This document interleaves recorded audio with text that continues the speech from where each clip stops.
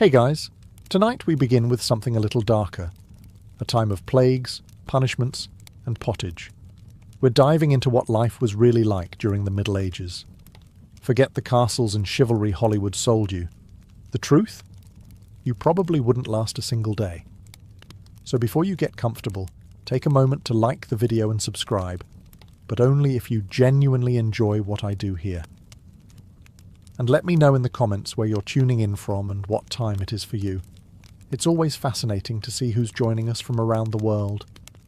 Now, dim the lights, maybe turn on a fan for that soft background hum, and let's ease into tonight's journey together. Congratulations, you've just woken up in the year 1325. The good news? You're alive. The bad news? So are the fleas. Your bed is a half-rotted straw mattress stuffed with bugs and hay that smells like a barn floor, because it was a barn floor 3 months ago. There's no memory foam, no pillows, and definitely no Egyptian cotton sheets. Just a wool blanket that hasn't been washed since last winter, and now weighs roughly as much as a small cow from the accumulated grime. You blink awake as the church bell clangs in the distance. It's the medieval version of an alarm clock, only louder and somehow even less merciful. Your home is a wooden hut with one room, no windows, and a charming open-concept floor plan where your family, livestock and domestic insects all share the same space. The smell? Oh, it's a fragrant symphony. A subtle blend of stale beer, human sweat, goat, and something you pray isn't mould, but know in your soul probably is. Scented candles haven't been invented, and even if they were, they just melt on your dirt floor.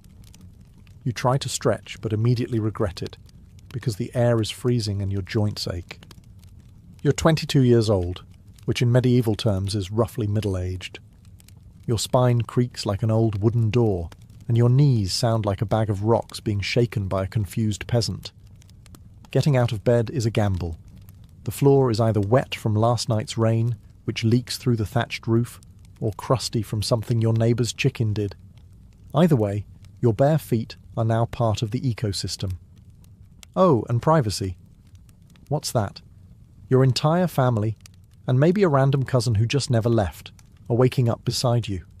There's no bedroom, no curtains, no me time. Just communal everything. Welcome to morning in medieval Europe, where you're never truly alone, because parasites, rodents, and 8 other people are always with you. And this is just how your day starts. It only gets worse from here. So, you've managed to crawl out of your medieval haystack of horrors. Congrats. Now nature calls. And it's not calling politely. It's screaming. Here's the part where you start missing the modern bathroom. There's no toilet, no seat, no toilet paper, no flush, not even a mildly resentful plunger in the corner. In the 14th century, relieving yourself is an adventure, a social experiment, and often a small public event. If you're a peasant, your bathroom is likely a wooden bucket behind the house, which is already full because Uncle Wolfstan had a rough night after eating bad turnips. The smell is biblical. You hold your breath, do your business, and then, here's the kicker, toss it into the street. Yes, the street. You're supposed to shout something like "Gardez-lou" before dumping it out the window. That's Old French for "watch out below," although frankly no one ever moves fast enough. Streets in medieval towns are open sewers, a charming river of human waste, animal droppings and mystery liquids you'd rather not examine. If you're lucky enough to live in a town with public latrines, congratulations. You get to sit shoulder to shoulder with strangers in an outhouse where privacy is a myth and ventilation is a cruel joke. You might make small talk, but try not to breathe too deeply. Toilet paper? Never heard of it. Most people wipe with straw, leaves, rags, moss, or, if they're feeling especially indulgent, a scrap of wool. Sometimes, nothing at all. Which might explain why handshakes weren't popular yet. And if you're in a castle, surely it's better, right? Well, sort of. You might have a garderobe, a hole in the wall that drops your waist directly into the moat. Great idea. Except that your enemies know this, and yes, attackers sometimes climbed in through the waist chute, Talk about entering through the back door. So whether you're a farmer or a baron, medieval toileting is a humiliation ritual. It's cold, it's public, it's dangerous, and it's never not disgusting. One slip on a wet stone path, and you're face first in humanity's leftovers, and you still haven't brushed your teeth. But we'll get to that next. You survived the toilet. You deserve a reward, right? Maybe a nice breakfast? Something warm, delicious, comforting? Sorry, this is medieval Europe. Nothing is comforting here. Breakfast, if you can call it that, is a grim affair.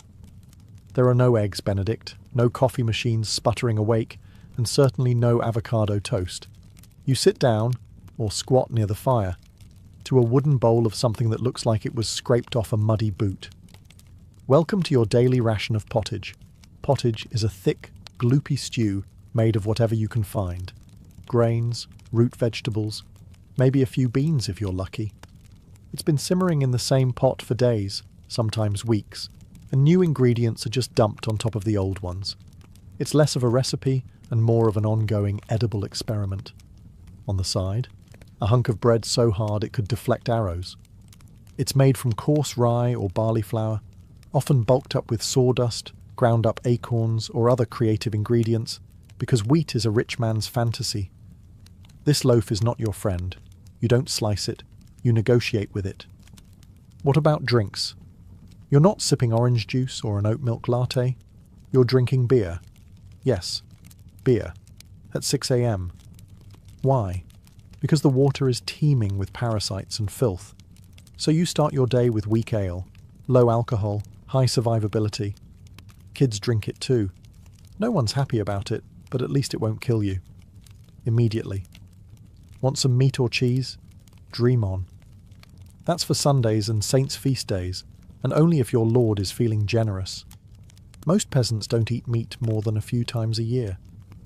As for fresh fruit, only when it's in season and not already fermented into wine. And don't even think about spices unless you're royalty. A pinch of pepper costs more than your monthly wages. Salt is valuable enough to be locked away. So you chew your gritty bread, gulp your medieval beer, and try not to think about the rat that may have nibbled your porridge in the night.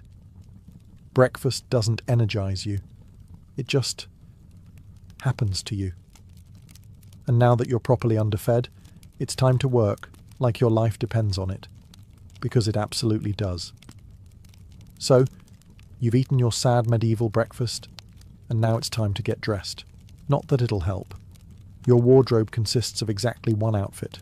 One. It's a rough wool tunic or linen shift that you've worn every day for months, possibly years. There's no such thing as seasonal fashion. There's just wear this until it disintegrates or gives you a fungal infection. Underwear? Optional. If you're lucky, maybe a linen undertunic. If you're not, well, you're going commando under layers of scratchy, sweaty wool, all lovingly stitched together by someone who probably had no idea what a seam was supposed to look like. There's also no washing machine, no soap, and absolutely no dry cleaner in sight. So your clothes are stained, stiff, and scented, like a compost pile that's been left to marinate in a pigsty. Even if you wanted to wash them, it's not easy. You'd have to haul water from a river or, well, heat it over a fire, scrub your tunic on a board with ashes or lye, and hang it in the sun, which is out approximately 3 days a year. And don't get me started on shoes. If you own any, they're made of untreated leather, barely stitched together, and offer as much arch support as a banana peel. Most peasants just go barefoot, through mud, through dung, through medieval landmines, aka sharp rocks and disease puddles. All this means one thing. Your skin hates you. You itch constantly. Fleas, lice, and bedbugs live rent-free on your body. Everyone has them. Nobles, lousy, monks, itchy, children, walking insect farms. No one escapes. You'll be scratching your armpit with a wooden spoon while chatting with the local priest, and no one will even bat an eye. Your skin is raw from rubbing, your scalp a battlefield of bites, and if you develop a rash, well, too bad. There's no dermatologist, no hydrocortisone, no one to tell you it's probably scabies. You just keep on suffering. And if you're lucky enough to not get an infection, great. That rash will simply accompany you for the next 6 months like an unwanted medieval sidekick. Now that you're dressed in misery and wrapped in discomfort, it's time to head outside and start working yourself to death. Now that you're fully dressed in itches and damp wool, it's time to flash that morning smile. Except, you don't. Because in the Middle Ages, smiling is a dangerous game. Not emotionally, dentally. There's no toothbrush, no toothpaste, no mouthwash, no floss. The concept of oral hygiene is about as popular as bathing, which is to say, not very. Some people might chew on a twig or rinse with wine or vinegar, but for the most part, your teeth are on their own, and they're not doing well. By the time you hit your mid-20s, your smile looks like something pulled from a haunted crypt. Cavities are rampant, gums are swollen. And those aren't just food stains on your teeth. That's decay. You have more rot in your mouth than a medieval root cellar. Sugar, while not yet everywhere, is becoming more common among the rich. Imported at great cost, mostly used in small cakes or to show off wealth. If you're a noble, congratulations. You get to rot your teeth faster than the peasants. If you're poor, you'll do it slowly over time with fermented bread, gritty porridge, and years of hard chewing. Toothaches? Get used to them. They're like medieval weather, always there in the background. The kind of pain that makes you consider praying, drinking, or pulling the tooth out yourself with a pair of pliers, and that's not a joke. That was the actual treatment. Dentists didn't really exist, but barber surgeons did. Yes, the same guy who cuts your hair is also pulling your molars out by candlelight with an iron hook and zero anesthesia. Infected tooth? Hope you like fevers, because without antibiotics, it can easily turn into sepsis and kill you. From a toothache. That's right. The same thing that sends us to a pharmacy today could be your funeral in the 1300s, and there's no relief on the social front either. Kissing? Good luck. Halitosis, bad breath, is everywhere. If you're single, you're not judged by your smile. You're judged by your land and your livestock. In short, your mouth is a battlefield, and it's losing the war. Now that your teeth are throbbing, let's head outside. Because your real job, the one that will break your back, is just getting started. Time to head to work. Except there's no office, no desk, no coffee break, and no chance of promotion. Your job, if you're like 90% of the population, is simple. Don't die while labouring for someone else's comfort. You're a peasant. Congratulations. That means you work the land that belongs to a lord who probably doesn't remember your name. You rise with the sun and stop only when it disappears behind the trees. Your tools? A wooden hoe, a rusty sickle, and whatever bones are still intact in your body. There's no weekend. There's no clocking out. There's only sunrise to sunset, 6 days a week. Sunday is off, but only if you're not harvesting, fighting off raiders, or praying feverishly for your infected toe to stop turning black. The work is brutal. Fields are ploughed by hand or with oxen, if you're rich enough to afford one. You dig ditches, sow seeds, pull weeds, and carry water until your spine begins to resemble the letter S. No one cares if you're tired. No one's asking how your mental health is doing. If you're a woman, surprise. You don't just do fieldwork. You also care for children, clean, cook, spin wool, feed animals, and pretend your husband's lice infestation isn't slowly migrating to your side of the bed. Children? They start helping out around age 5. No school, no toys, just a tiny wooden rake and a dream of one day not dying of the flu. And if you're one of the few who isn't a farmer, maybe you're a blacksmith, a tanner, or a cooper. Great. You still work with fire, chemicals, or animal guts all day in poorly ventilated sheds. The pay? Basically survival. The perks? Occasional bleeding. Break a bone? Too bad. Get a fever, drink some warm beer and keep going. You can't afford to stop. Not even for a day. Because if you don't work, you don't eat. And if you don't eat, well, medieval Europe has a solution for that. It's called being replaced.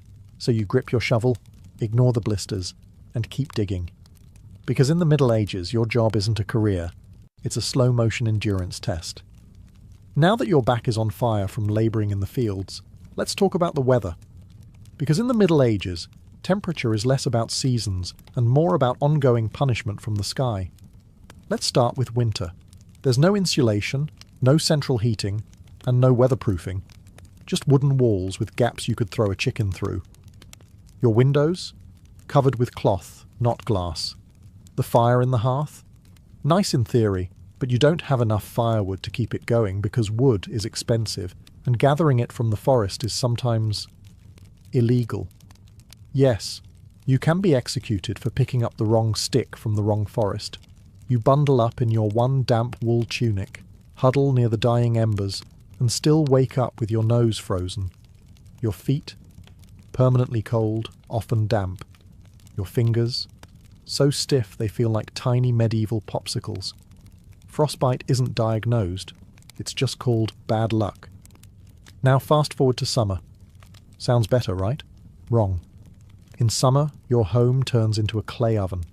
There's no fan, no cross breeze, and absolutely no deodorant. You sweat through your layers, but you can't remove them, because showing too much skin is scandalous. And also invites sunburn, insect bites, and social judgment.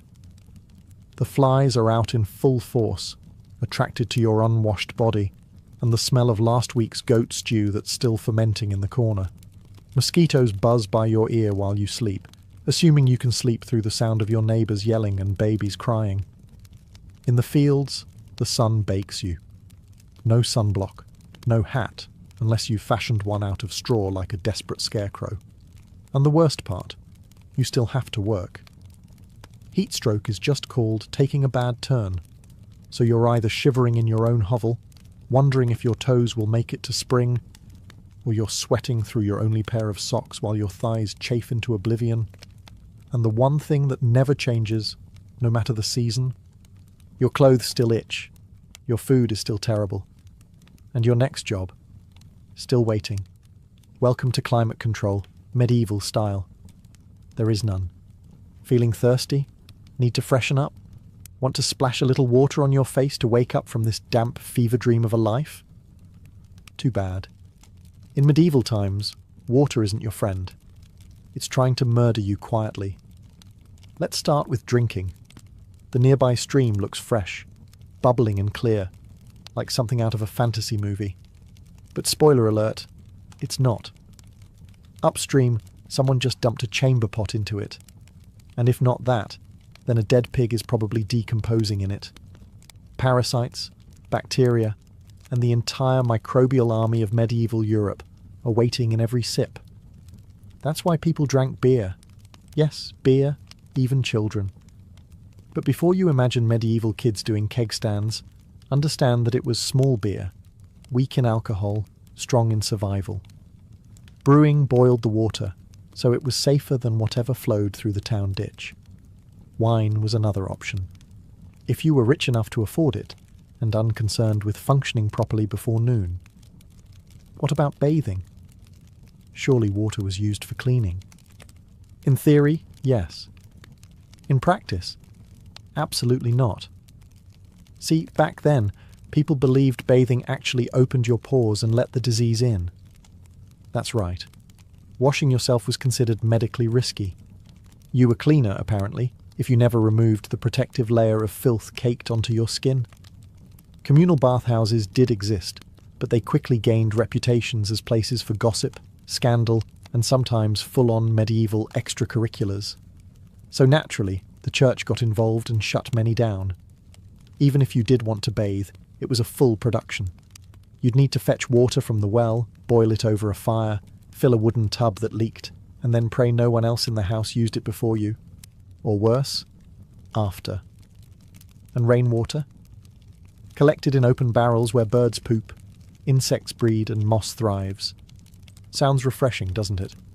So whether it's going in your mouth, on your body, or onto your crops, water in the Middle Ages is less of a life source and more of a gamble. One wrong gulp, and you're spending your final days sweating in a straw bed, clutching your stomach, and contemplating all your life choices. Next time you sip tap water, raise a glass for our ancestors. They didn't have the luxury of hydration without hazard, so you drank the water, or maybe you didn't. Maybe you just stubbed your toe on a rock shaped like disappointment. Either way, you're sick. You need help. You need a doctor. Too bad you live in the Middle Ages where medicine is really just polite torture with a theology degree. Let's start with the diagnosis. Everything wrong with you, whether it's a cough, rash, broken bone, or the creeping plague, is caused by your humours being out of balance. The 4 humours were blood, phlegm, yellow bile, and black bile. According to medieval science, your health depends on keeping them balanced, like some sort of internal soup. Got a fever? Too much blood. The answer? Bloodletting. That's right. Let's drain your life force into a bowl using a dull blade or a hungry leech. And yes, barbers were often the ones doing it. Imagine getting a haircut and a hemoglobin extraction in one sitting. 2 for 1, baby. Feeling sad or anxious? That's clearly an excess of black bile. The cure? Laxatives. Maybe a warm herbal purge. Or just prayers and a cold compress while everyone avoids eye contact with you and starts carving your coffin. Now, if you break a bone or get a nasty wound, you're in real trouble. There's no anaesthesia, unless you count passing out from pain. Surgery is done with knives that haven't been cleaned since the Crusades. Tools are heated over fire not for sterilisation, but because they just look scarier that way. Antibiotics? Centuries away. Germ theory? Not invented yet. They think disease comes from bad air or God being annoyed with your moral failings. Got a stomachache? Must have been your sinful thoughts. Hope you like confessing while vomiting. If your condition gets worse, you'll be treated with more leeches, possibly some crushed beetles, and a priest at your bedside giving last rites just in case. At this point, they're preparing for the cure known as death. And if by some miracle you recover, everyone just assumes God took pity on you. The doctor takes full credit and the leech gets promoted. So yes, in the Middle Ages, medicine is less about healing and more about surviving the cure. After a long day of labour, lice, and leeches, it's finally time to eat. You shuffle back to your hovel, stomach growling, ready for the one joy left in life, a warm meal. Bad news. Your meal is probably trying to kill you. Let's begin with the basics. Food preservation doesn't really exist. There's no fridge, no freezer, just salt, smoke, or the hope that winter air keeps things fresh. Your meat, if you're lucky enough to have any, has been hanging for days, covered in flies, marinated in questionable brine, and possibly shared with a rat or 2. Bread is the cornerstone of the medieval diet, but even that isn't safe. In bad harvest years, desperate peasants bulk it up with bark, sawdust, or even clay to make it stretch. And if it's rye season, there's a bonus. Ergot, a fungus that causes convulsions, hallucinations, and sometimes death. It's like eating bread laced with LSD and tetanus. Vegetables? Only if they're in season. And you know what's always in season? Turnips. So, many. Turnips. Boiled, mashed, or floating in pottage, which, if you remember from Chapter 3, is basically a hot swamp of mystery ingredients that's been simmering since your great-grandfather's funeral. Fruit might be available in the fall, but it rots quickly, and sugar is rare, expensive, and hoarded by the rich to show off their blackened teeth. Dairy is another gamble. Fresh milk spoils in hours. Butter and cheese fare better, but they're loaded with bacteria. People eat them anyway because, frankly, it's either that or chew your boot leather. And let's talk about seasoning. Spices like pepper, cinnamon or nutmeg? Worth more than gold. For the average peasant, flavour comes from onions, salt, if you're lucky, and pain. Most meals taste like wet burlap sprinkled with sadness. But food isn't just a health hazard. It's a political one. Game animals belong to the Lord, not you. Caught poaching a rabbit? You could be fined, imprisoned, or even executed. That's right, your dinner could get you hanged. So as you sit down to eat your grey stew by flickering firelight, remember, every bite is a risk. but you eat anyway, because in the Middle Ages, food doesn't nourish, it tests you. It's evening now. You've worked, suffered, and barely digested your suspicious stew. You might think the day is winding down, but don't get too relaxed, because God is watching. So is the priest. And so is your neighbour Agnes, who will absolutely rat you out if you miss Mass. In medieval Europe, religion isn't just part of life, it is life. The church controls your calendar, your laws, your education, if you can read, your birth, marriage, death, and everything in between. Think of it as your spiritual landlord. And you're always behind on rent. Every day is structured around prayer bells. The town church bell rings in the morning, noon, and night. Not because people need reminders, but because missing prayer is a sin. Forget to bow? Sin. Eat meat on a Friday? Sin. Think about your neighbour's wife in that one dream? Double sin. And yes, hell is very real. Vividly real. Priests describe it in glorious detail. Rivers of fire, lakes of boiling blood, demons with pitchforks and eternal wailing. If the plague doesn't scare you, eternal damnation definitely will. You can't read the Bible yourself because it's written in Latin, a language reserved for monks, clergy, and that one noble kid who's too good for dirt. You rely on the church to interpret everything for you. That means if the priest says your crop failure is because you didn't pray hard enough, well, time to kneel harder. Tithes, 1/10 of everything you own, are mandatory. If you grow wheat, you give wheat. If you raise chickens, you give eggs. If you have nothing, congratulations. You're spiritually bankrupt and financially doomed. Holidays? They're holy days, dozens of them. And while they offer breaks from labour, they're not for fun. They're for attending Mass, fasting, confessing sins, and reminding yourself that joy is a dangerous indulgence. Questioning the church is dangerous. Heretics are burned, witches are drowned, blasphemers are flogged, and skeptics are quickly reformed. So you go through the motions.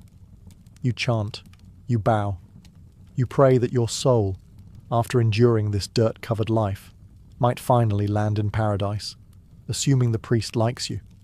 Because in the Middle Ages, God may be merciful. But the church? Not so much. If you thought being a medieval peasant was rough, try doing it as a woman. All the filth, famine, and fear, plus childbirth, subservience, and social invisibility. In the Middle Ages, being a woman is like being on hard mode, with no health potions and no restart button. From birth, a girl's life path is pretty much locked in. Marry young, bear children, serve your husband, die tired. Education? Not likely. Unless you're from a noble family and sent to a convent, your intellectual development stops around the time you learn how to churn butter and patch a tunic. Marriage happens early. Really early. It's not weird to be betrothed at 12 and pregnant by 14. It's not about love. It's about land, livestock, and alliances. Your opinion? Not required. Once married, you're basically your husband's property. Your job is to produce heirs, feed everyone, keep the house running, and not complain. Because complaining might get you branded a nag, or worse, a witch. That label comes with a complimentary drowning or burning, depending on local fashion. Childbirth is a death lottery. There's no prenatal care, no sterile tools, no anaesthesia. Midwives do their best, but even minor complications can mean death for the mother, the child, or both. Some women survive 10 pregnancies. Many don't survive 2, but don't worry. Once the baby is out, your work increases. Now you have a screaming infant in a lice-ridden hut, and you're expected to nurse, cook, clean, and still help in the fields. You don't get a break. You are the break. For everyone else. If you're unmarried, you're suspicious. If you're widowed, vulnerable. If you're outspoken, dangerous. Women who didn't conform were often accused of witchcraft, especially if they had herbal knowledge, a strong personality, or just looked at someone funny on a rainy Tuesday. Even in the church, your role is limited. Nuns lived under strict rules. No speaking without permission. No freedom of movement. and your spiritual worth, always ranked below men.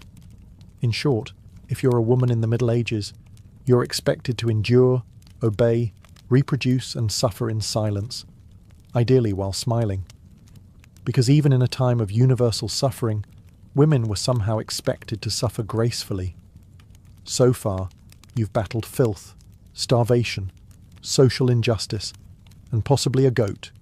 But just when you think your day can't get any worse, here comes violence, loud, bloody, and often completely acceptable by medieval standards. Let's be clear, the Middle Ages were not peaceful. The idea of law and order mostly meant, hope the local lord isn't in a bad mood. Violence is everywhere. In the home, in the streets, on the battlefield, in church disputes, and sometimes in line at the communal bread oven. Crime is common, punishment is brutal, and justice is more performance art than protection. Steal a loaf of bread, you could lose a hand. Accused of lying, your tongue might get pierced. Gossip too much? Meet the scold's bridle, a metal mask strapped to your head with a bar in your mouth. For correction, of course, let's say you're accused of something serious. Heresy, theft, witchcraft. How do you prove your innocence? By being tortured, obviously. Welcome to trial by ordeal. One version, you stick your hand in boiling water to retrieve a stone. If it heals without infection in 3 days, you're innocent. If not, you're guilty. Another option, you're tossed into a river. If you sink, you're innocent, and probably dead. If you float, you're guilty, and will be punished anyway. It's like a medieval game show where the prize is survival and the host is actively rooting against you. And if you're sentenced to death, that's a public event. Executions are performed in front of cheering crowds. Hangings, beheadings, burnings. Sometimes people bring snacks. It's the medieval equivalent of cable TV. Domestic violence, completely normal. Husbands were allowed, even expected, to discipline their wives and children. Street fights, commonplace. You could be beaten just for looking the wrong way at a noble's horse. And war, always simmering. Local feuds, territorial disputes, religious crusades. Someone's always marching off to stab someone else in the name of honour, God, or boredom. Violence isn't a breakdown of society in the Middle Ages. It is society. Everyone lives with the constant knowledge that life is fragile, justice is arbitrary, and your neighbour might bash your head in over a pig. So, walk carefully, keep your eyes down, and never trust anyone with a club. At this point, you've made it through the lice, the leeches, the laundryless misery, and the looming threat of public disembowelment. But now comes the final chapter of most medieval lives, an early and unglamorous death. If you're alive and still breathing past the age of 40, you're practically a celebrity. You might even be referred to as the Old One, which is less of a nickname and more of a statistical miracle. Let's break it down. The average life expectancy hovers around 30-40 years, but that number is dragged down heavily by infant mortality. Nearly half of all children died before reaching age 5. Disease, malnutrition, or one bad winter was all it took. No vaccines, no antibiotics, no hope. If you survived childhood, you entered adulthood already exhausted. Work began as soon as you could walk upright, and by 25, your joints creaked like a monastery door. You might be missing several teeth, a finger, and most of your original optimism. Women faced a particularly deadly gauntlet: childbirth. It was one of the leading causes of death for medieval women. No pain relief, no medical intervention, just prayer, hot water, and someone holding your hand while you bled out on a straw-stuffed cot. For men, the dangers were different, but equally relentless. Farming accidents, infections from minor wounds, a neighbour's drunken rage, a crusade gone sideways. Even walking to the market could be risky if you crossed paths with a bored bandit or an angry tax collector. Death could also come quietly, from the plague, which turned cities into cemeteries overnight, or from famine, which could last entire seasons, thinning out entire villages, or from bad luck, like eating spoiled grain and spending your final hours hallucinating and screaming at the walls. And funerals? You were lucky if you got one. Bodies were often buried quickly to avoid disease. No embalming, no polished coffins, just a hole, a few murmured prayers, and a shallow mound of earth, if there was enough space left in the churchyard. So yes, in medieval times, life was brutal, short, and constantly under siege by death in all its casual forms. You didn't retire, you just stopped showing up. And speaking of exits, let's move on to your final chapter. The medieval dream dies. So, how's your day been? You've woken up in filth, relieved yourself into a bucket, brushed your teeth with wishful thinking, nearly passed out from hunger, worked until your spine cried for mercy, scratched your way through itchy wool, prayed to not get plague, and barely dodged a public execution for owning a squirrel. Welcome to a single day in medieval Europe. Still dreaming of becoming a knight? Think again. That romanticised version of the Middle Ages, gallant swordsmen, noble ladies in towers, heroic battles and feasts in candle-lit great halls. It's a myth polished by fairy tales and fantasy books. In truth, the medieval world was gritty, cruel, and deeply unfair. Hierarchy was everything. If you were born poor, you stayed poor. If you were born rich, congratulations. You had a better chance of surviving, but you were still one bad soup away from dysentery and a hasty burial. Even the nobles weren't immune to misery. Castles were drafty stone refrigerators filled with fleas, smoke, and politically motivated marriages. Sure, you had a fur cloak and a goblet of wine, but also a 50% chance of dying in a skirmish or from an infected splinter. Not exactly luxury. The simpler times weren't simple. They were relentless. Everything took longer. Everything hurt more. Everything, from childbirth to chewing, came with consequences. Life was survival, not leisure. And if you did find a quiet moment to think, to dream, to imagine something better, there wasn't much you could do with it. No upward mobility, no modern medicine, no internet to Google, what's this weird rash? You lived, suffered, worked, and died within a 10-mile radius of where you were born. But here's the wildest part. Through all of this, people still laughed, sang songs, told stories, fell in love, and found meaning. Not because life was easy, but because humans are stubborn like that. Even in the darkest chapters, they made space for light. So tonight, when you slip into your clean bed with indoor plumbing, antibiotics, and central heating, maybe say a quiet thank you to the modern world, and to your ancestors who fought rats, famine, and feudalism, so you wouldn't have to.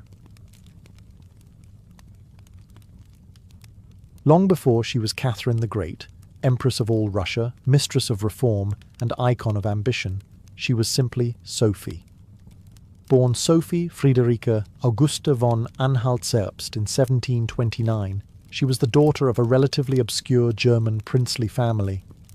Her tiny duchy in Pomerania offered little in terms of power, but Sophie herself. She had something no title could provide: razor-sharp intelligence, relentless charm, and a quiet, burning hunger for greatness. Her upbringing was strict. Her mother, Johanna, was cold and calculating, not a warm, nurturing figure, but a social climber obsessed with status. Sophie's father, a Prussian officer, was more distant than disciplinary. From a young age, Sophie learned to walk the fine line between obedience and cunning.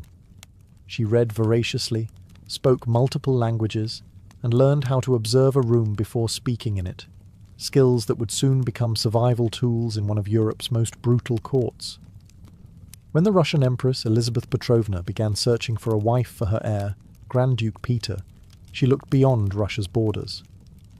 Peter himself was of German descent, and Empress Elizabeth believed a foreign bride, pliable and grateful, would be easier to control.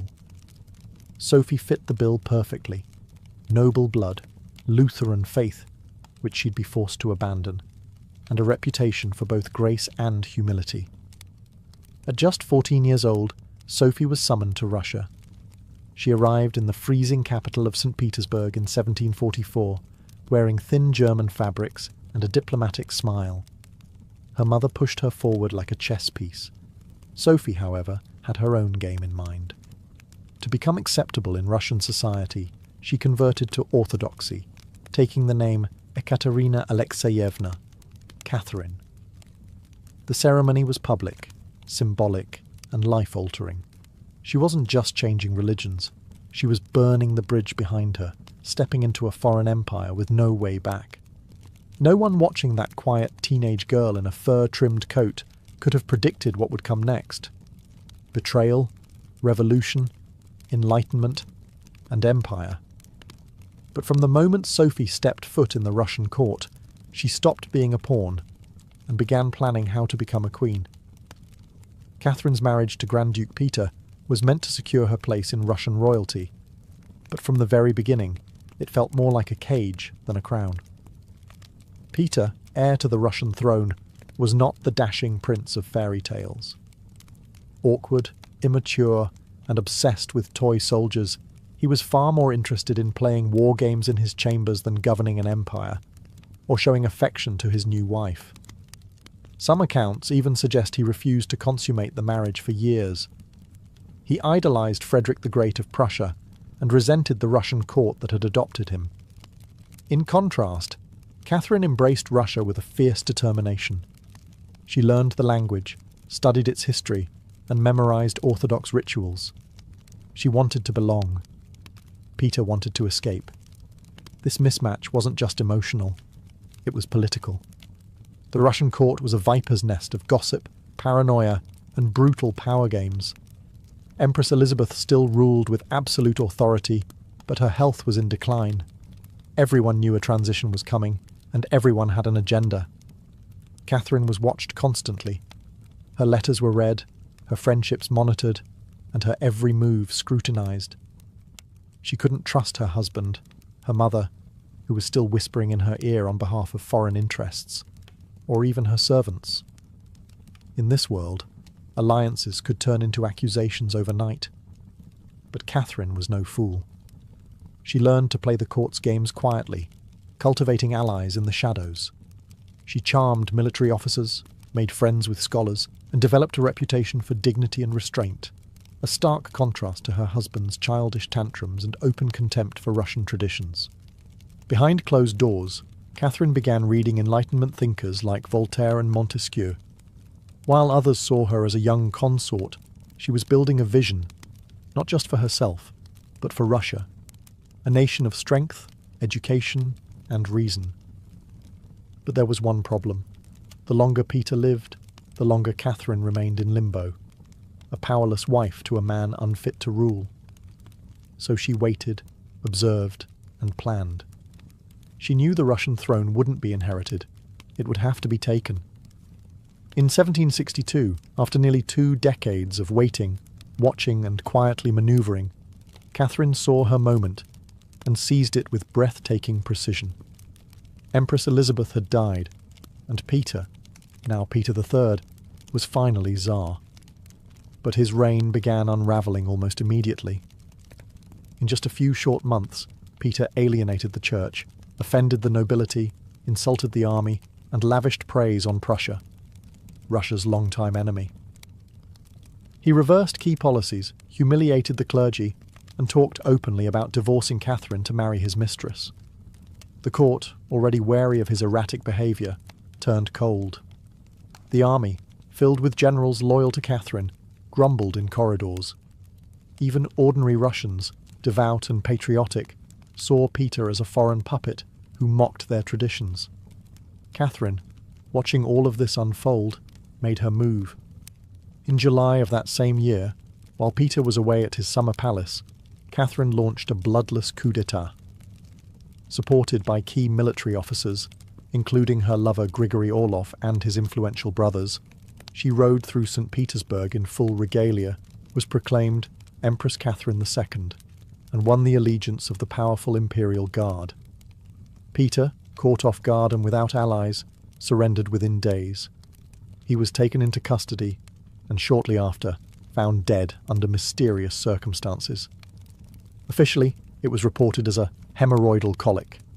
Unofficially, it was murder. Catherine was now empress, not by birth, not by marriage, but by will, wit, and audacity. It was unprecedented.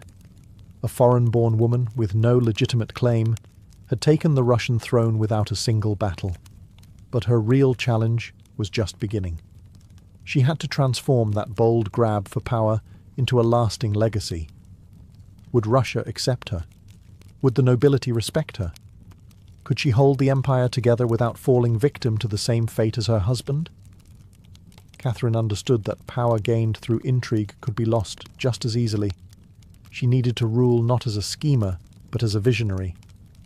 And so began her transformation, from a careful conspirator to a reforming empress, one who would redraw borders, embrace the Enlightenment, and redefine what it meant to be a woman in power. Once Catherine had the crown, she could have rested on her power, but she didn't.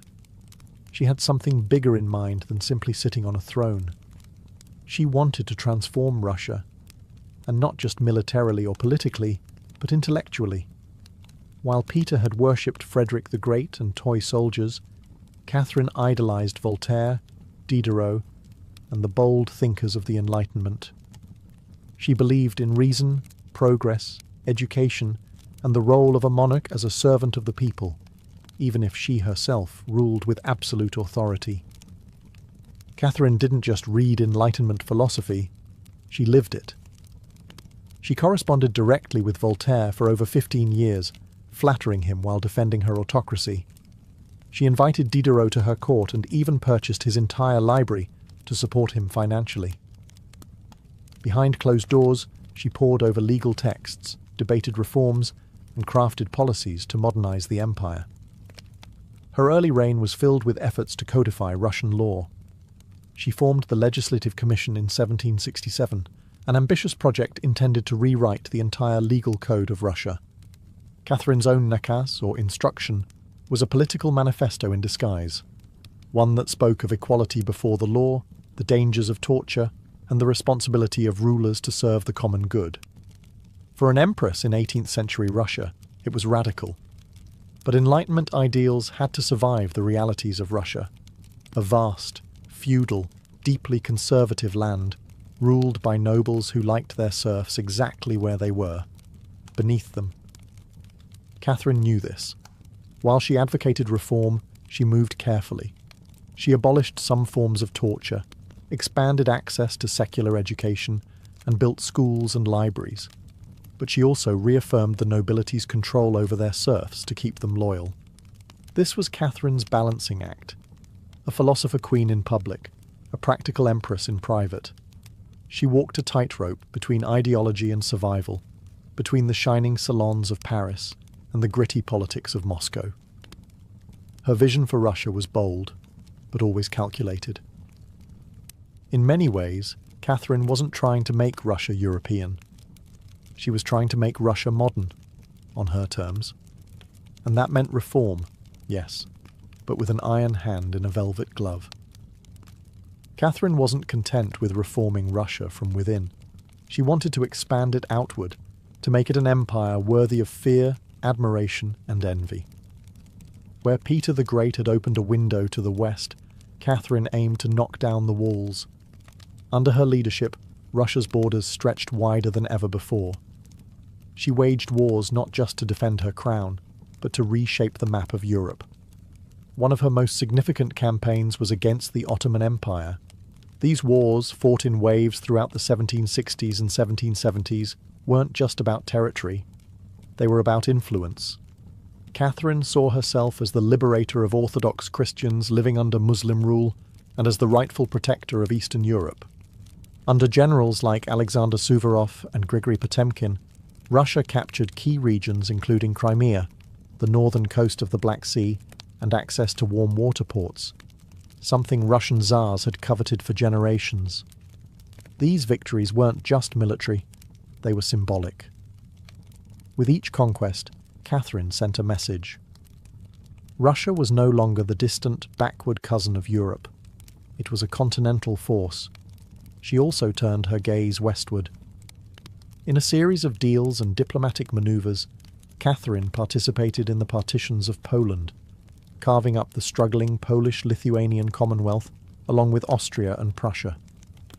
By the end of the Third Partition in 1795, Poland was erased from the map, and Russia claimed vast new lands and millions of new subjects. But Catherine didn't just conquer with armies. She also colonized with ideas. New cities were built. Trade routes were expanded. German settlers were invited to cultivate Russian farmland. The empire became a mosaic, from the icy Baltic to the sun-drenched shores of the Black Sea. And through it all, Catherine remained the central force, reading reports, issuing orders, and personally overseeing the shape of her expanding empire. Critics would accuse her of being power-hungry, even imperialistic. But to Catherine, expansion wasn't ambition, it was destiny. A great ruler, she believed, was measured not just by ideas but by borders. She didn't just want to rule Russia. She wanted to remake it as a civilized empire, feared by its enemies, respected by its peers, and loyal to her alone. For all her brilliance and power, Catherine the Great was just as famous for what went on behind palace doors. And no, not all of it was whispered in libraries. Catherine's private life became one of the most talked about aspects of her reign. She had lovers, not just one or two, but a carefully curated parade of them, many decades younger, often handsome, and sometimes politically influential. She didn't hide them. In fact, she often rewarded them with titles, estates, and pensions, if they behaved well. If not, they were quietly dismissed, sometimes with a polite thank you and a promotion. Among the most important of these lovers was Grigory Potemkin, a man as brilliant as he was bold. Their relationship blurred the lines between romance, politics, and partnership. Some historians believe they may have even married in secret. Together, they shaped military campaigns, colonization projects, and the transformation of southern Russia. Potemkin wasn't just a lover, he was her co-ruler in many ways.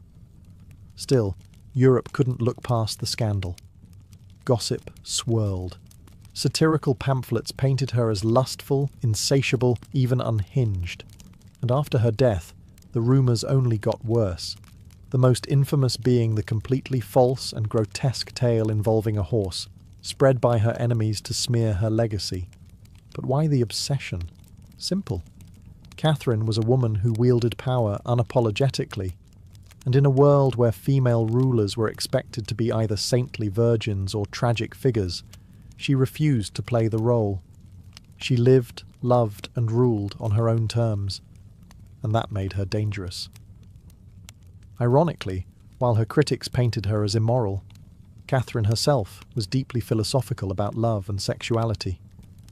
She believed pleasure was a natural part of life, and that personal relationships didn't have to threaten public responsibility. She separated emotion from governance, a feat few male rulers managed. In reality, her liaisons were often strategic. She surrounded herself with men who were loyal, capable, and politically useful. And when they ceased to be, she let them go, usually with a smile and a generous retirement. Catherine's love life didn't weaken her rule. It was part of her strategy, a blend of passion and power that made her unforgettable, envied and feared. For all her charisma and control, Catherine's reign was not without peril. And in 1773, that peril came in the form of a bearded Cossack named Yemelyan Pugachev. He was no ordinary rebel. Pugachev claimed to be none other than Peter III, Catherine's dead husband. According to him, he had survived the coup and now returned to reclaim the throne from the German usurper. It was absurd. Peter was long gone. But to Russia's oppressed and exhausted lower classes, the claim didn't need to be true. It just needed to offer hope. Pugachev promised liberation, an end to serfdom, lower taxes, and land for the common people. His words lit a fire across the Volga River region, especially among Cossacks, peasants, and old believers. In a time when the gap between nobles and serfs had widened brutally, his promises sounded like salvation. The Pugachev rebellion became the largest peasant uprising in Russian history. Towns were taken, fortresses fell, Nobles were slaughtered. For a terrifying moment, it seemed as if the empire itself might fracture. Catherine was shaken. This wasn't a foreign war she could win with cavalry and treaties. This was a revolt from within. Her own people, rising against the system she ruled. But Catherine didn't panic. She acted. She dispatched professional military forces to crush the rebellion, ruthlessly. Pugachev's forces were defeated in 1774. He was captured, displayed in an iron cage, and eventually beheaded in Moscow, a public warning to all who dared follow. Afterward, Catherine doubled down on order and control. Her dreams of liberating the serfs quietly faded into silence. The rebellion had shown her the limits of enlightenment in a country still shackled by feudalism. She now leaned harder on the nobility, who offered loyalty in exchange for absolute control over their serfs. This was a turning point. The empress who once quoted Voltaire now prioritized stability over philosophy. Reform became cautious, surveillance increased. Rebellion, even whispered, was to be stomped out before it had breath. Pugachev may have lost his head, but he left behind a warning that haunted Catherine, that power built on inequality could only hold so long before the storm came crashing through. By the time Catherine the Great approached the final years of her life, she had ruled Russia for over 3 decades, longer than any female ruler in Russian history. From the moment she seized power, she had defied expectations, reshaped her empire, and redefined what a woman and a monarch could be. Under Catherine's reign, Russia became a true European powerhouse. Its territory expanded by over 200,000 square miles, swallowing Crimea, parts of Poland, and stretches of the Black Sea coast. These weren't just military wins, they were strategic pivots, securing warm water ports and reshaping trade. But her legacy wasn't only drawn on maps. Catherine left a cultural mark as well. She helped found the Hermitage Museum, amassed one of the greatest art collections in Europe, and corresponded with the greatest minds of the Enlightenment. Her court became a centre of sophistication, art, and intellectual ambition. In a country often viewed as backward by Western Europeans, Catherine put Russia firmly on the cultural map. She modernised education, founding schools for girls, and promoted the printing of books. She introduced smallpox inoculation to Russia, even publicly receiving the vaccine herself, an act of scientific bravery in her time. Yet, her reign was also one of contradictions. While she admired Enlightenment ideals, she never freed the serfs. In fact, she extended serfdom deeper into Russia's territories. Her reforms, while impressive, remained mostly top-down, designed to polish the empire without truly transforming its foundations. Still, Catherine's rule brought stability and ambition. She understood that power was not inherited. It was crafted, managed, and constantly defended. She ruled not by divine right, but by force of will, political brilliance, and relentless calculation. She was called many things: a usurper, a tyrant, a reformer, a seductress. But above all, she was effective. When she died in 1796, Russia was wealthier, larger, and more formidable than it had been in centuries. She left behind a throne secure, an empire expanded, and a legend that would endure for centuries. Catherine didn't just reign, she ruled, with intellect, strategy, and an unapologetic grip on history. And in doing so, she became more than an empress. She became a myth. For all her power, expansion, and enduring legacy, Catherine the Great was still, at her core, a woman navigating a man's world and reshaping it in her image. Behind the imperial portraits and state decrees was someone deeply aware of how precarious her position was. She was not born Russian. She came to the throne through a coup. She ruled an empire that didn't want a woman in charge, and yet she not only endured, she thrived. Catherine was never content to be ornamental. She read constantly, wrote endlessly, and never stopped learning. Her daily schedule was intense. Hours of reading reports, corresponding with foreign powers, editing state papers, and managing a court filled with rival factions. She wasn't content to simply sit on the throne. She worked the throne like a stateswoman born to it. She was also, in many ways, lonely. She surrounded herself with courtiers, lovers, and artists, yet wrote in her memoirs of how few people she could truly trust. Her son Paul, whom she distrusted and kept away from state matters, grew into a man she feared would undo all her progress. Her greatest emotional partnership, with Grigory Potemkin, faded into deep friendship, but his death in 1791 left a wound that never truly healed. Catherine crafted her image carefully. She understood the power of narrative, and wielded it better than most monarchs of her age. She posed as Mother of Russia, enlightened monarch, warrior empress, and lover of the arts. But beneath those roles was a woman who had endured rejection, betrayal, scandal, and rebellion, and kept going. When she died in 1796, she left behind an empire transformed, but also questions. Could she have done more to end serfdom? Were her Enlightenment ideals compromised by politics? Was she more reformer or ruler? History remembers her by the title she never gave herself, the Great. It wasn't because she was flawless, or kind, or just.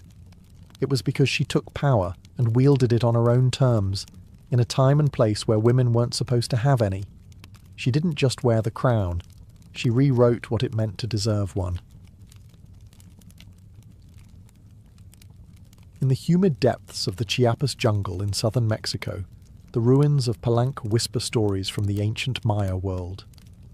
Towering temples rise above the canopy, their limestone faces eroded by time, but still brimming with secrets. And in 1994, one of those secrets revealed itself. A team of Mexican archaeologists, led by Fanny Lopez Jimenez, was surveying Temple Three, a relatively modest pyramid, next to the more famous Temple of the Inscriptions, the burial site of the mighty king Pakal the Great. Temple III wasn't expected to hold much, until they noticed something odd, a sealed, hidden chamber beneath the structure. No looters had touched it. It was pristine. When the archaeologists broke through and lowered themselves inside, they found a stone sarcophagus resting in silence. The air was heavy with the weight of centuries. As they opened the lid, red dust rose like smoke. Brilliant, shocking red. The interior was covered in powdered cinnabar, a toxic mercury sulfide used ceremonially by the Maya. And lying within that crimson cloud was the skeleton of a woman. She had been buried with care and reverence. Her bones were fragile but intact, her skull still wearing a jade mask, and her body surrounded by funerary offerings. Necklaces, diadems, ear spools, all crafted from jade and shell. Everything about the burial screamed royalty. Yet no name was inscribed, no glyphs identified her. It was one of the richest female burials ever found in Mesoamerica. And yet, it was a total enigma. Why was she buried in red powder? Who was she? Was she a queen, a priestess, or perhaps even Pakal's wife? The researchers called her the Red Queen, and the name stuck. But even with modern forensics, they couldn't say for sure who she was, only that she had lived around the 7th century, during the golden age of Palenque. Unlike most Maya tombs, hers had been hidden, untouched, and purposefully isolated. Her burial wasn't just ceremonial, it was spiritual. This woman wasn't meant to be remembered with words. She was meant to be remembered through ritual, through colour, and through the mystery she left behind.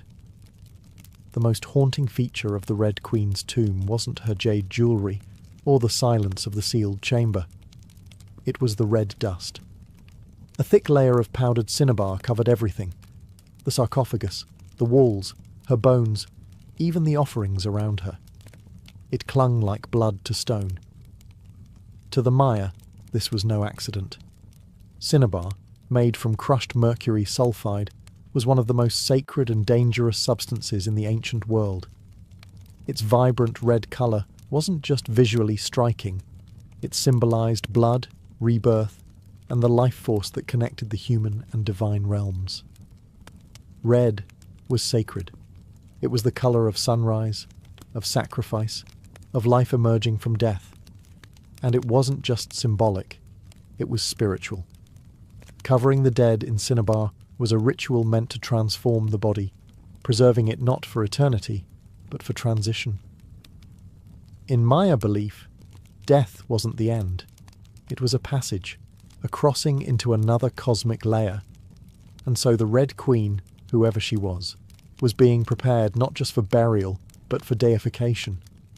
But there's another layer to this. Cinnabar is toxic. Repeated exposure can lead to mercury poisoning, tremors, hallucinations, even death. The Maya likely didn't understand the chemistry, but they felt its potency. It was volatile, powerful, dangerous. To bathe a corpse in it was to declare this person was no ordinary mortal. In Palenque, very few were buried with cinnabar. Pakal the Great, the mighty king whose pyramid dominates the site, was one. His body, like hers, was also saturated in the red powder. That detail alone drew speculation. Was the Red Queen his wife? His mother? Or someone of equal divine status?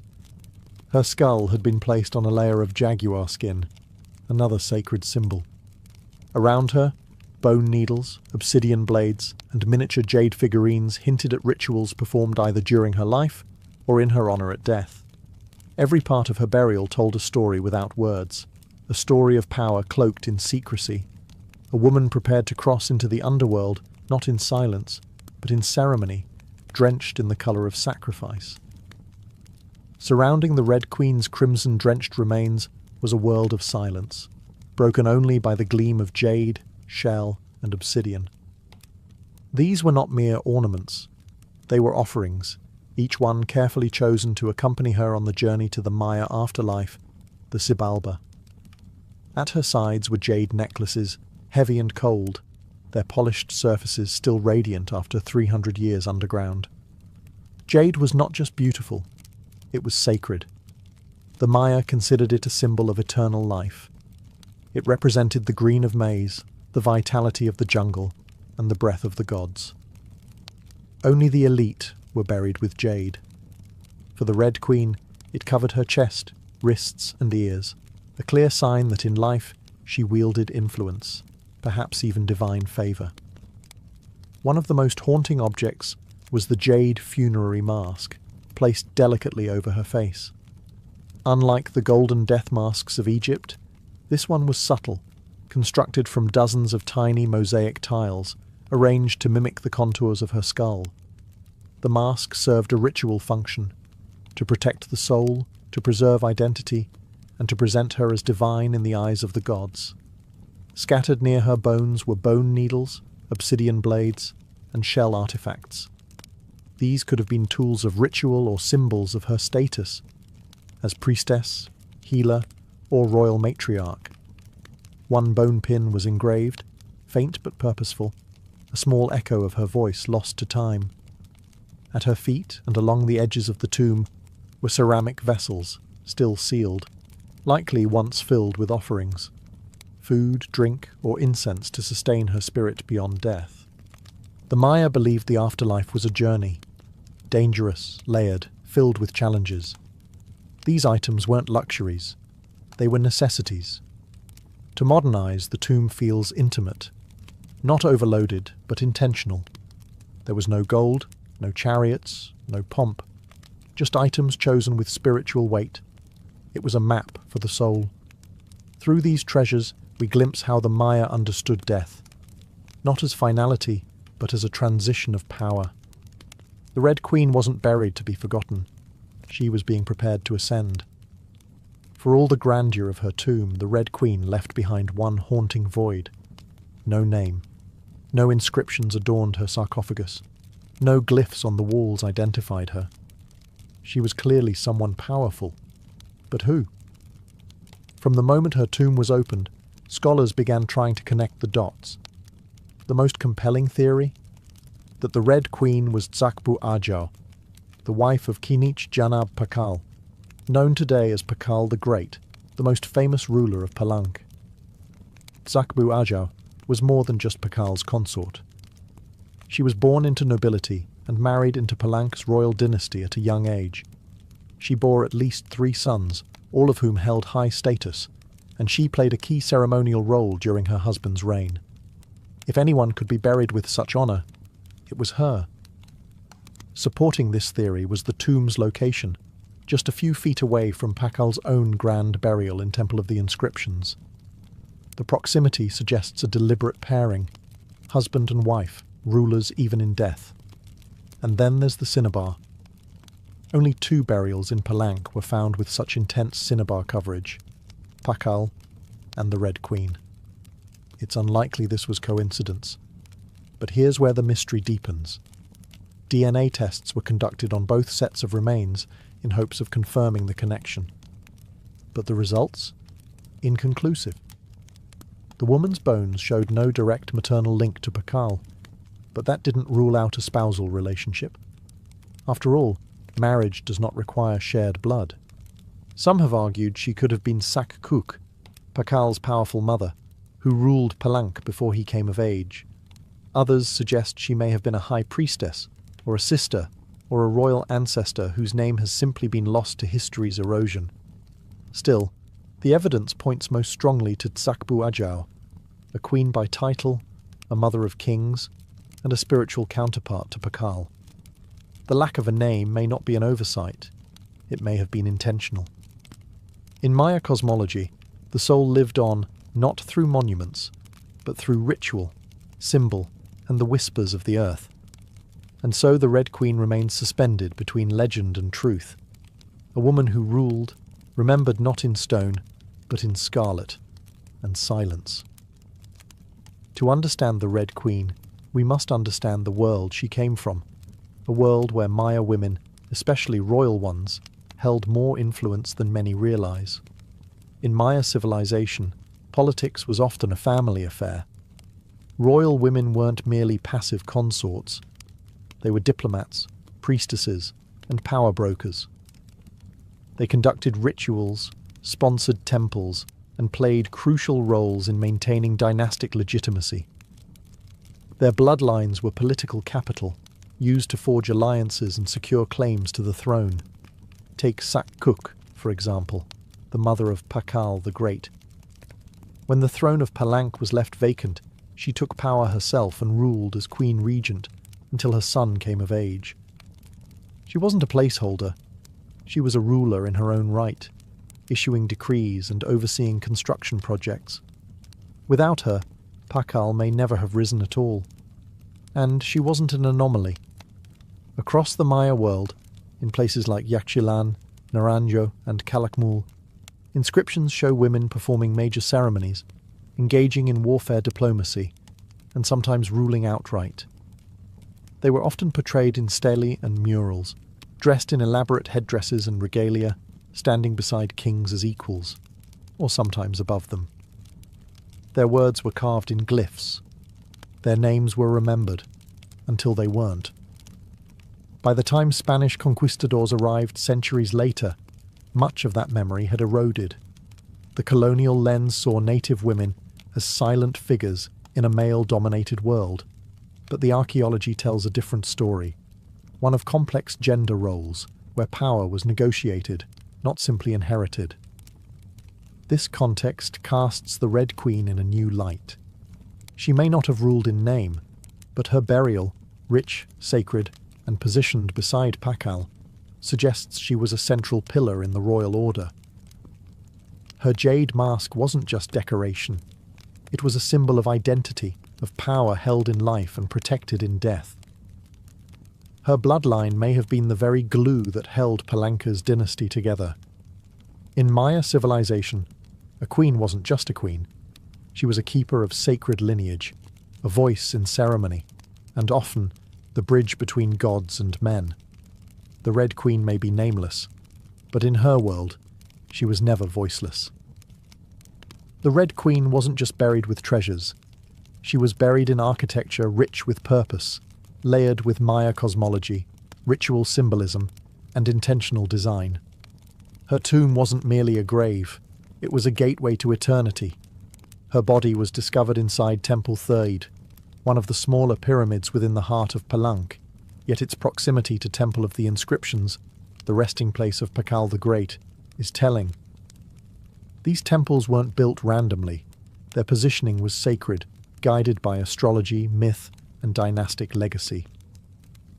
Temple the Thirthiid rises modestly compared to its grand neighbour, but it hides something even more intimate. A sealed crypt, untouched by looters, perfectly preserved.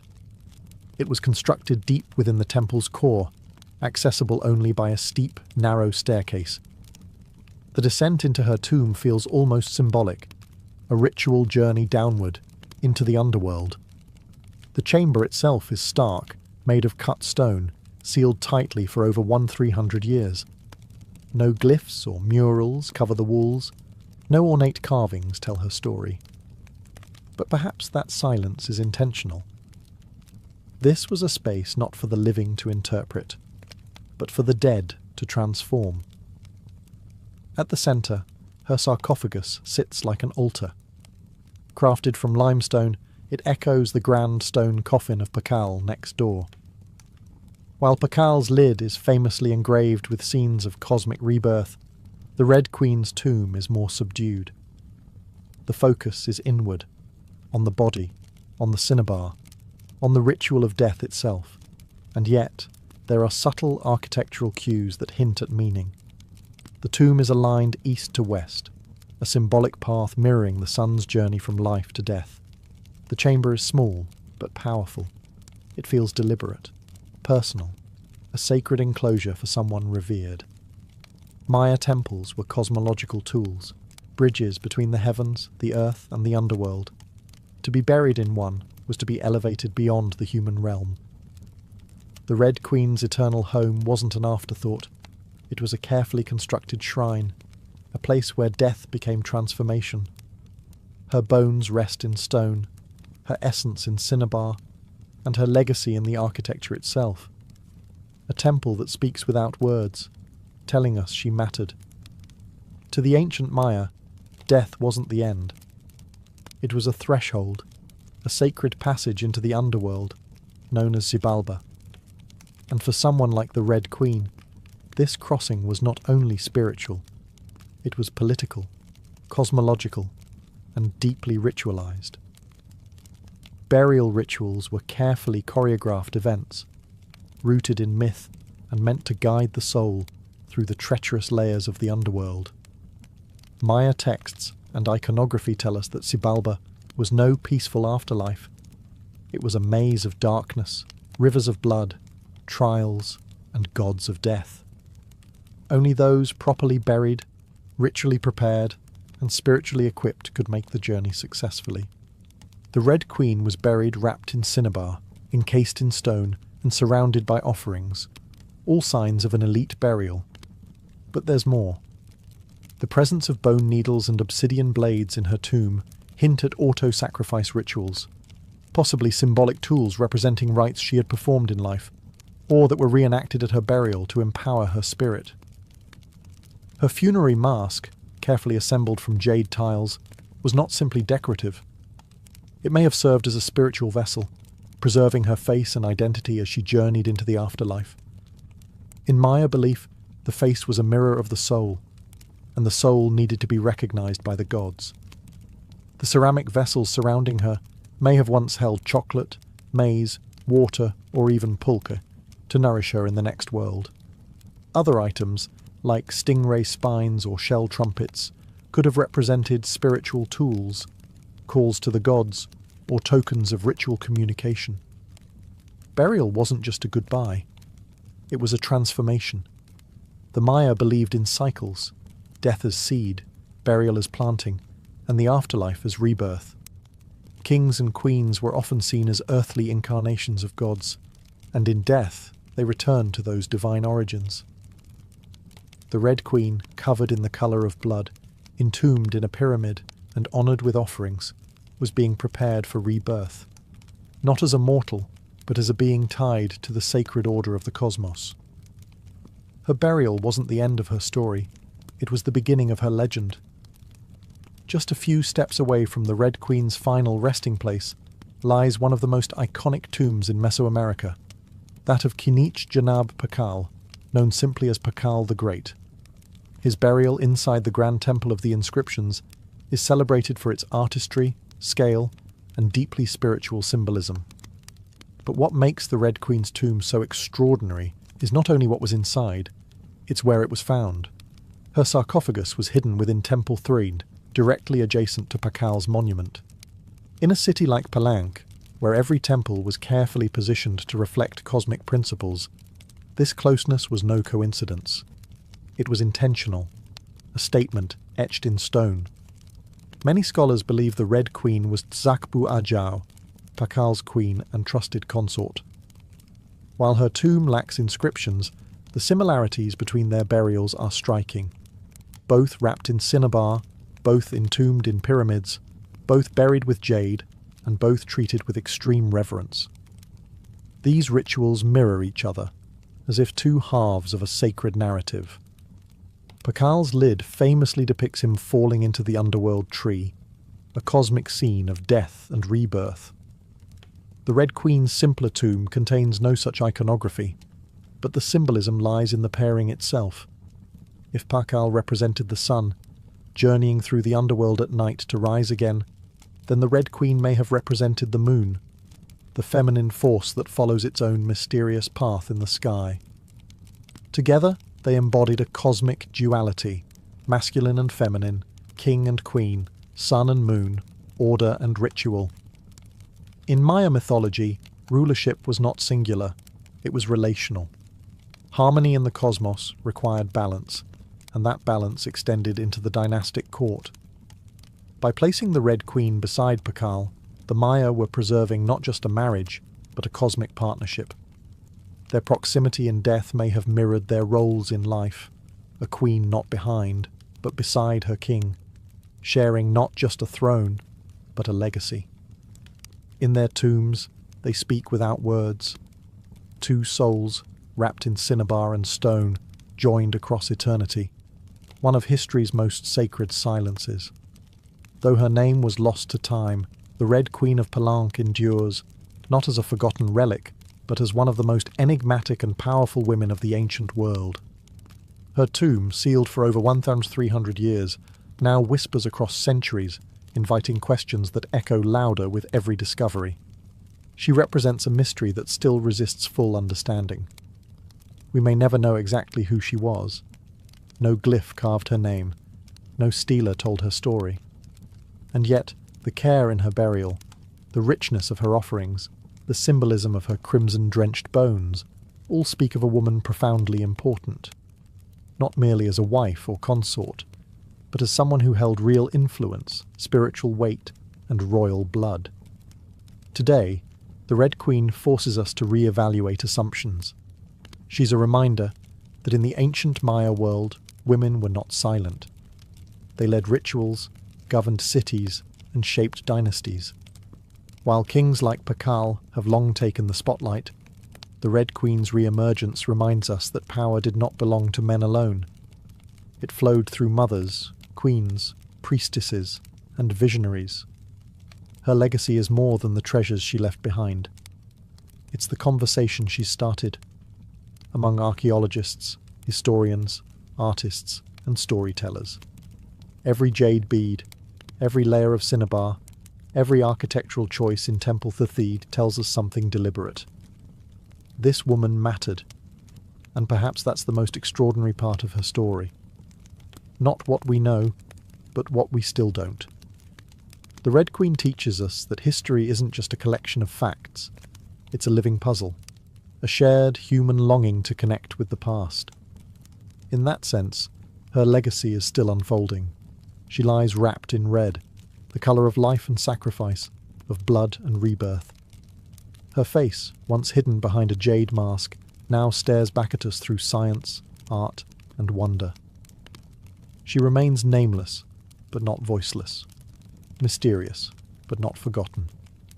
The Red Queen may have ruled a kingdom in life, but in death, she rules something greater, our imagination. Her tomb was sealed in stone. Her story was written in silence. And still, somehow, she speaks. Frida Kahlo was born on July 6, 1907, in the vibrant district of Coyoacán, then a village on the outskirts of Mexico City. Her childhood home, the Casa Azul, the Blue House, was filled with colour, contradiction, and quiet strength. It would later become a sanctuary, a battleground, and a museum to one of the most iconic artists of the 20th century. Frida was the third of 4 daughters born to Guillermo Kahlo, a German-Hungarian photographer, and Matilde Calderón, a devout Catholic of indigenous and Spanish descent. Her parents were opposites: Guillermo, reserved and intellectual; Matilde, religious and emotionally distant. Frida would inherit her father's introspection and artistic eye, but also her mother's fierce resilience. As a child, Frida was imaginative, outspoken, and bold. She read voraciously and asked questions most adults didn't want to answer. But at the age of 6, she contracted polio, which left her right leg thinner and weaker than the other. A physical difference she tried to mask with long skirts, but never allowed to limit her spirit. The illness left her bedridden for months and isolated from other children. During this time, she grew close to her father, who encouraged her to exercise, ride bicycles, and stay mentally sharp. Unlike most girls of her time, Frida didn't aspire to become a wife or a homemaker. Her goal? To become a doctor. She enrolled in the prestigious National Preparatory School in Mexico City at age 15, one of only a handful of girls accepted. There, she stood out not just for her intelligence, but for her rebellious wit, radical thinking, and unique sense of style.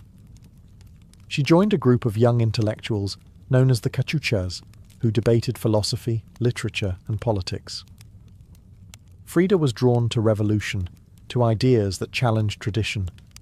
But even in those early years, before the bus crash that would define her body, and before the fame that would define her legacy, Frida Kahlo was already painting herself into the world, with sharp edges, unapologetic ideas, and an identity too big to fit inside anyone else's expectations. She wasn't just growing up in Coyoacán, she was preparing to remake herself entirely.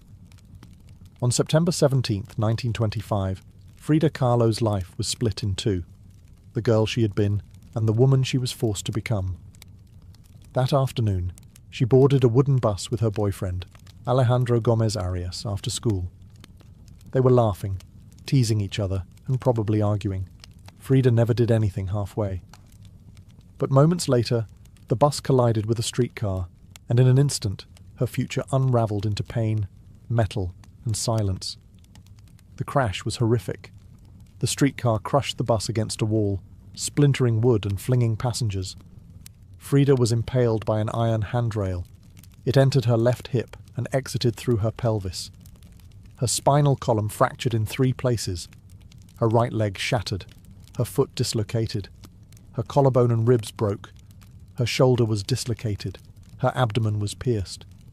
She was just 18 years old. A man covered her with a borrowed overcoat.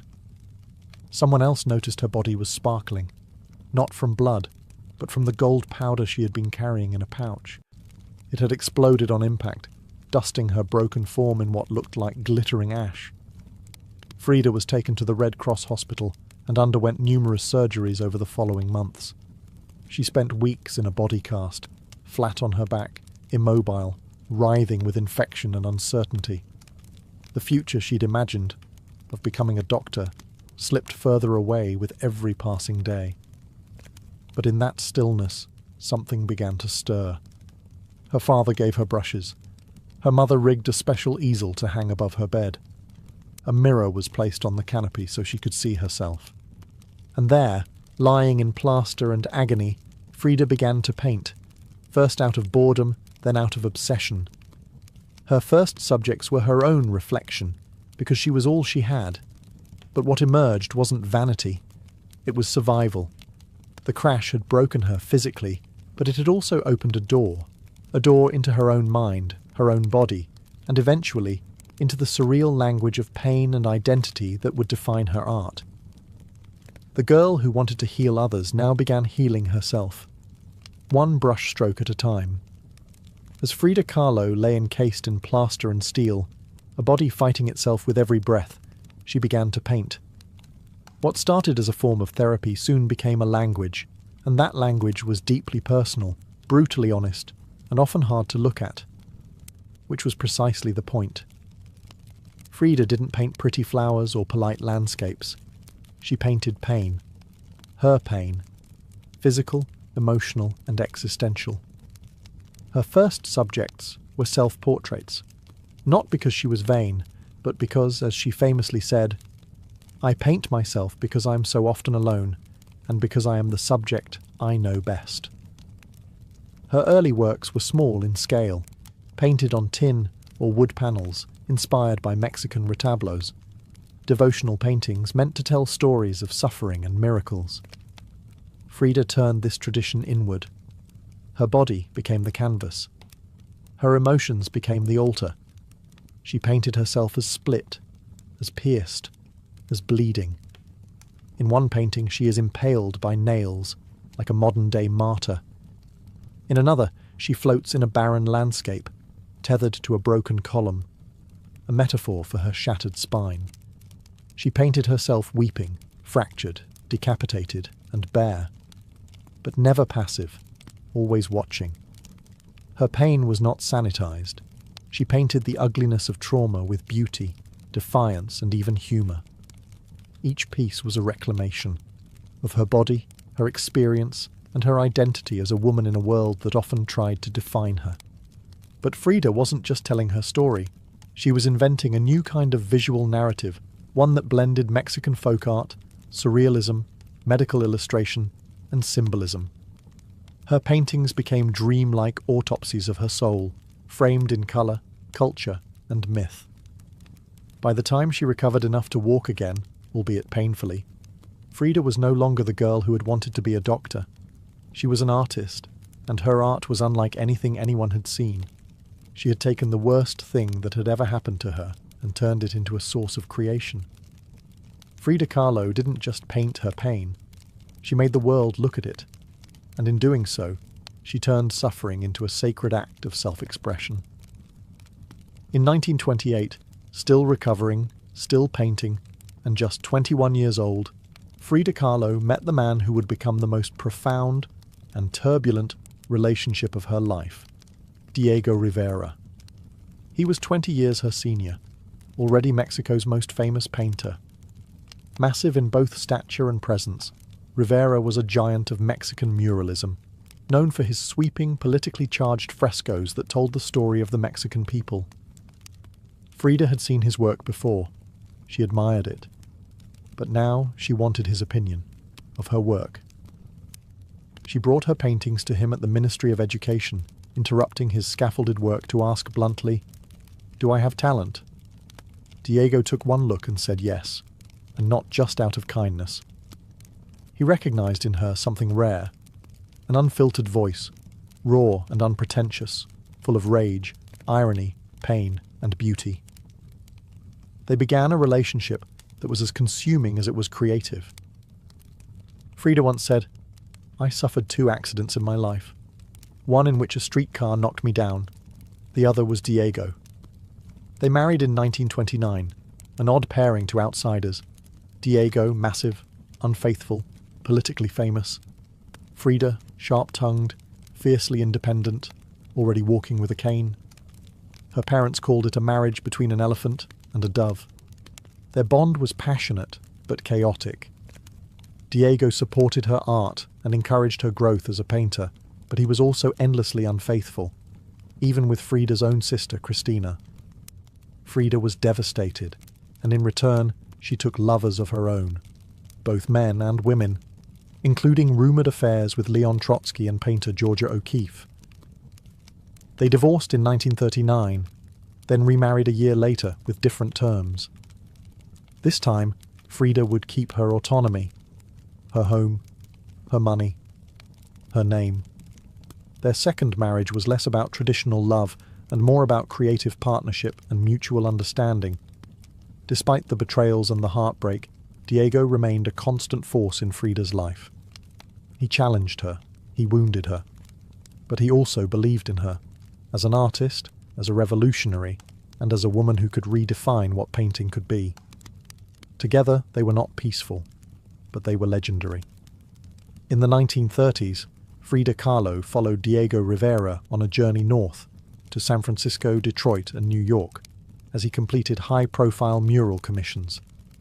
These years abroad brought her face to face with American industrialism, wealth, and the contradictions of capitalism, and they left her with deep political discomfort.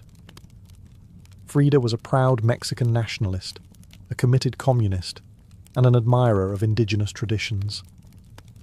The opulence she witnessed in the United States, especially while the Great Depression ravaged much of the country, only deepened her sense of disillusionment.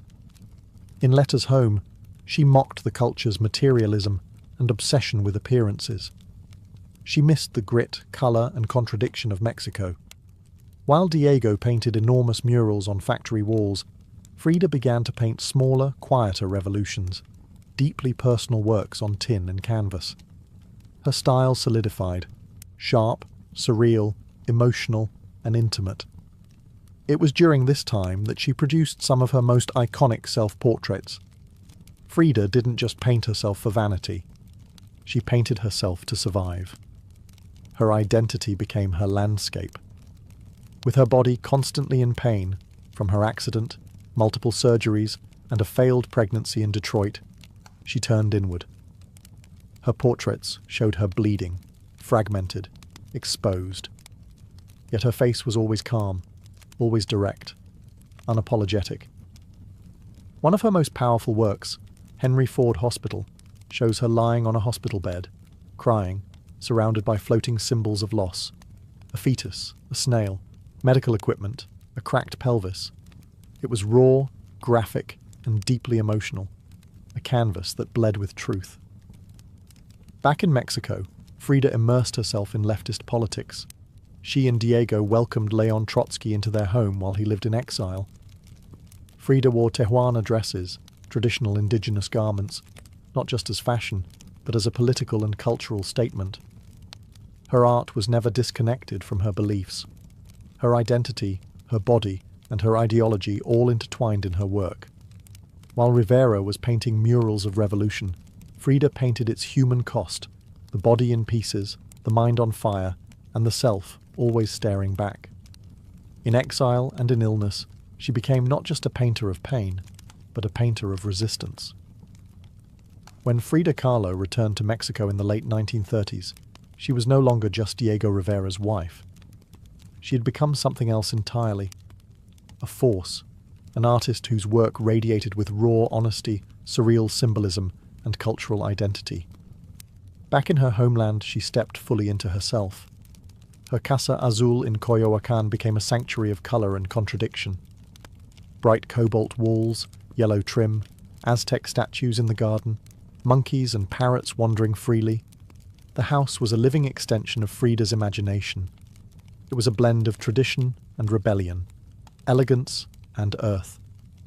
Here, she surrounded herself with pre-Columbian artifacts, ex-votos, folk art, and revolutionary books. She wore bold Tijuana dresses, wove flowers into her hair, and painted amid the scent of copal incense and the sounds of mariachi on the street outside. This period marked an explosion of creativity. Her paintings became more intricate, more symbolic, and more political. Works like the two Fridas revealed a divided self, one in European dress with a bleeding heart, the other in indigenous clothing, strong and composed. It was Frida's visual autobiography, a portrait of love, loss, and heritage. In 1939, she exhibited her work in Paris, where artists like Picasso, Breton, and Kandinsky praised her fiercely original style. But even among the surrealists, Frida stood apart. When André Breton tried to label her as one of their own, she pushed back.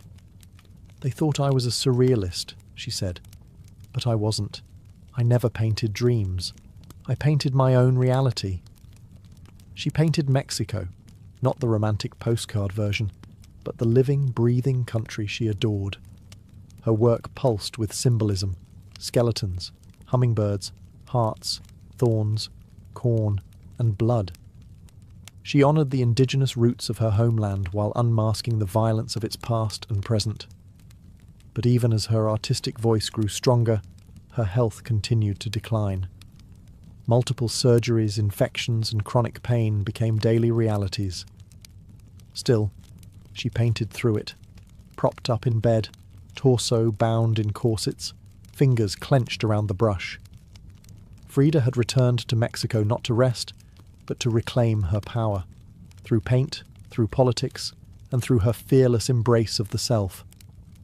As the 1940s wore on, Frida Kahlo's body continued to betray her. Her spine was deteriorating. Her right leg was constantly infected. She underwent more than 30 surgeries in her lifetime, often in grueling succession.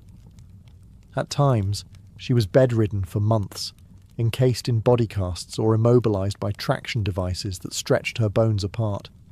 But still, she painted.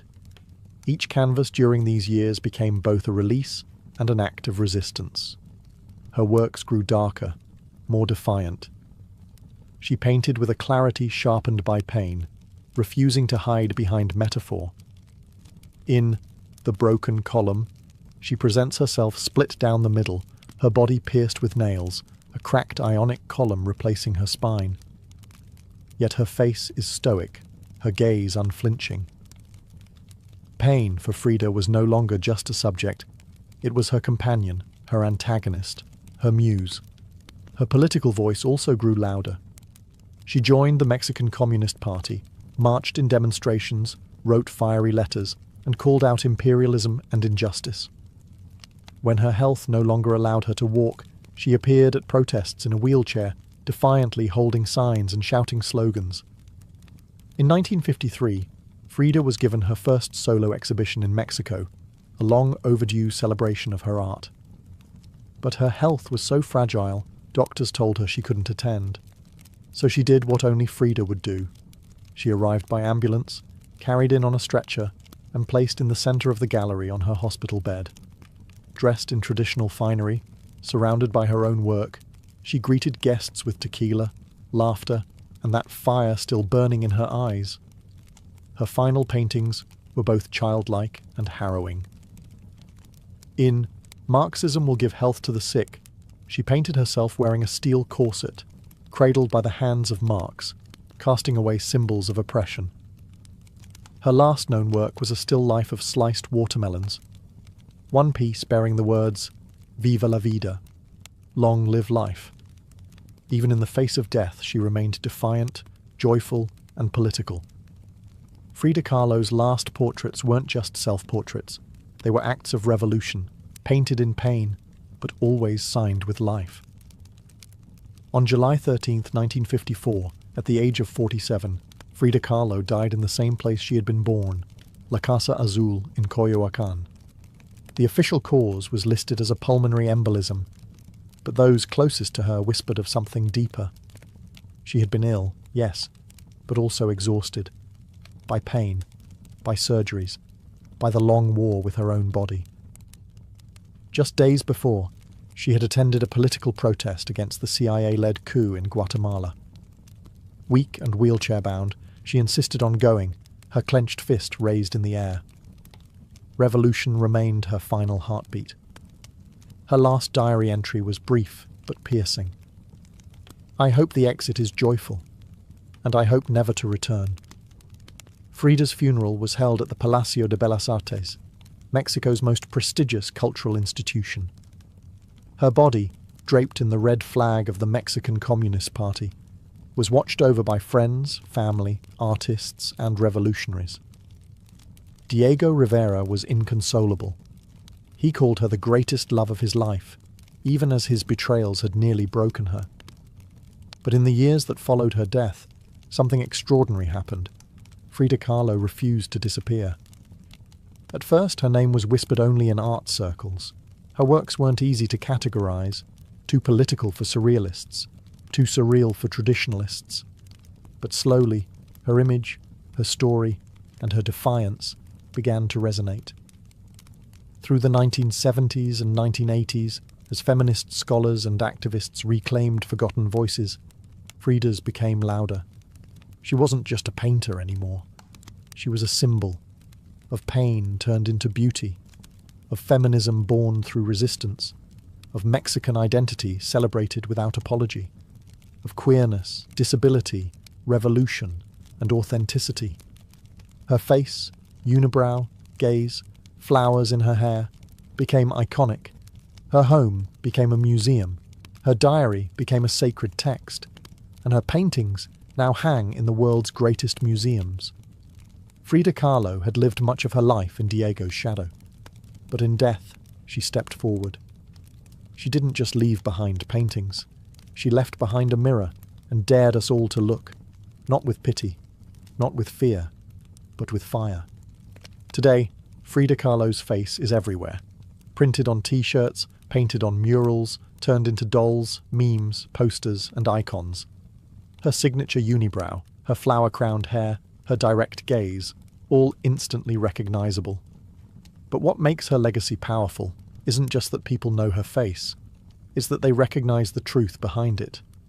Frida didn't try to be flawless. She didn't fit into boxes. She wasn't conventional, and she didn't care to be. In a world that demands perfection, she gave us realness. Raw, messy, vibrant, angry, joyful, contradictory realness. She celebrated what made her different: her disability, her queerness, her politics, her culture, and turned it into art that transcended borders and decades. She's become more than an artist. She's a global symbol of defiance, feminism, cultural pride, and creative resistance. For queer communities, she's a fearless bisexual icon who lived openly and unapologetically in a time that demanded silence. For women, she's a reminder that power doesn't require permission. For disabled artists, she's proof that pain can fuel the brush, not stop it. And for Mexico, she's a daughter reclaimed, fierce, folkloric, and forever part of the national soul. Her paintings, once dismissed as too strange or too personal, are now among the most revered in the world. Works like The Two Fridas, Self-Portrait with Thorn Necklace and Hummingbird, and The Broken Column aren't just seen, they're felt deeply by anyone who has ever suffered and needed to turn that suffering into something sacred. She lived in the margins and turned them into centre stage. She embraced contradiction. A communist who wore gold, a woman betrayed who loved again, a body in pieces with a soul unbreakable. And through it all, she painted, not just with colour, but with conviction. Frida Kahlo never asked to be a symbol. She simply told the truth about herself, and in doing so, told the truth for millions of others who had never seen themselves reflected in art before. Now, when we see her face, we see courage, we see colour, we see resistance, we see Frida, not gone, but immortal.